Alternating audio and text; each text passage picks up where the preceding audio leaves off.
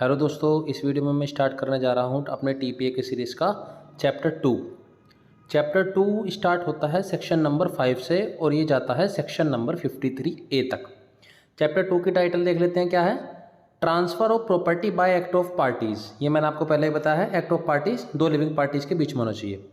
और इसमें क्या दे रखा है? Transfer of property whether movable और इमूवेबल। जो चैप्टर 2 के अंदर सेक्शंस डिवाइडेड हैं, सेक्शन डिवाइड हैं, उसमें जो ट्रांसफ़र होती है प्रॉपर्टी वो मूवेबल भी हो सकती है और इमूवेबल भी हो सकती है। पर आगे जब आप चैप्टर 3 की बात करेंगे उसमें बस इमूवेबल प्रॉपर्टी ही बात करी गई है। आइए स्टार्ट करते हैं सेक्शन 5 से। सेक्शन 5 का title transfer of property defined.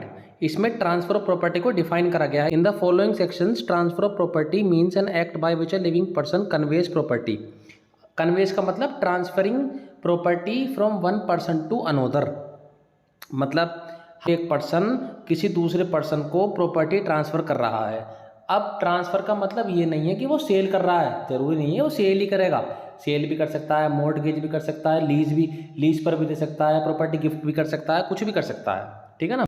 In present और इन फ्यूचर, भाई या तो उस प्रॉपर्टी को वो अभी साथों साथ ट्रांसफ़र कर सकता है या वो कॉन्ट्रैक्ट कर लेगा कि मैं आपको आज से 1 महीने बाद प्रॉपर्टी सेल कर दूंगा या ट्रांसफ़र कर दूंगा, ठीक है। वो हो गया in future. To one or more than one living person, या तो एक बंदे को ट्रांसफ़र कर सकता है या एक से ज़्यादा बंदे को ट्रांसफ़र कर सकता है। मान लिया कोई कंपनी बनी हुई है 3 लोगों की, तो वो उनको भी ट्रांसफ़र कर सकता है, कंपनी को, ठीक है। और टू हिमसेल्फ, और टू हिमसेल्फ का मतलब क्या है? वो खुद को भी ट्रांसफ़र कर सकता है। अब आप बोलोगे खुद की तो प्रॉपर्टी है ही, खुद को कैसे ट्रांसफ़र करेगा? खुद को ऐसे कर सकता है, जैसे मान लिया कोई व्यक्ति है ए नाम का कोई व्यक्ति है, उसकी एक कंपनी है और वो उस कंपनी का डायरेक्टर है, उस कंपनी का मालिक है। उसके पास उस कंपनी के शेयर्स हैं, 100% शेयर उसके पास ही हैं, अपनी कंपनी के सारे शेयर्स, ठीक है। और वो उन शेयर्स को अपने नाम पर ट्रांसफ़र कर रहा है। मान लिया वो कंपनी बंद करना चाह रहा है, तो जो भी एसेट्स हैं उस कंपनी के, जितना भी पैसा है, वो उनको अपने नाम पर ट्रांसफ़र कर रहा है। तो भाई पहले भी उसके नाम पे ही थे, भाई उसके कंपनी के नाम पे थे, पर ओनर तो वही था और वो अब उसको खुद एज ए इंडिविजुअल अपने ट्रांसफ़र कर रहा है। And one or more than one living person, ये पढ़ लिया हमने। And to transfer property is to perform such act, और जब वो प्रॉपर्टी को ट्रांसफ़र कर देगा तो उसने ये एक्ट परफॉर्म कर दिया। क्या एक्ट परफॉर्म कर दिया? कि उसने प्रॉपर्टी ट्रांसफ़र कर दी, ठीक है। नीचे लिख रहा है in this section living person includes a company और association or body of individual. जैसे हमने ऊपर पढ़ा था, वो किसी कंपनी को भी ट्रांसफ़र कर सकता है, किसी एसोसिएशन को भी ट्रांसफ़र कर सकता है और बॉडी ऑफ इंडिविजुअल्स को भी ट्रांसफ़र कर सकता है। अब आप बोलोगे, अभी तो आपने बोला था कि बस लिविंग पर्सन को ट्रांसफ़र कर सकता है, अब आप बोल रहे हो कंपनी और एसोसिएशन को भी ट्रांसफ़र कर सकता है। कंपनी भी एक लीगल पर्सन मानी जाती है अंडर लॉ, ठीक है ना। आपने ये पढ़ा होगा पहले अपने प्रीवियस सेमेस्टर्स में। और वो कंपनी इनकॉर्पोरेटेड भी हो सकती है, नोट भी, या नहीं भी हो सकती। भाई इनकॉर्पोरेट किसके अंदर होगी? Companies act of 2013। जरूरी नहीं है वो कंपनी इनकॉर्पोरेटेड हो जब भी उसको ट्रांसफर करेगा। अगर वो कंपनी इनकॉर्पोरेटेड भी नहीं है, वो रजिस्टर्ड भी नहीं है कंपनी एक्ट के अंदर, जब भी वो प्रॉपर्टी ट्रांसफर कर सकता है उस कंपनी को।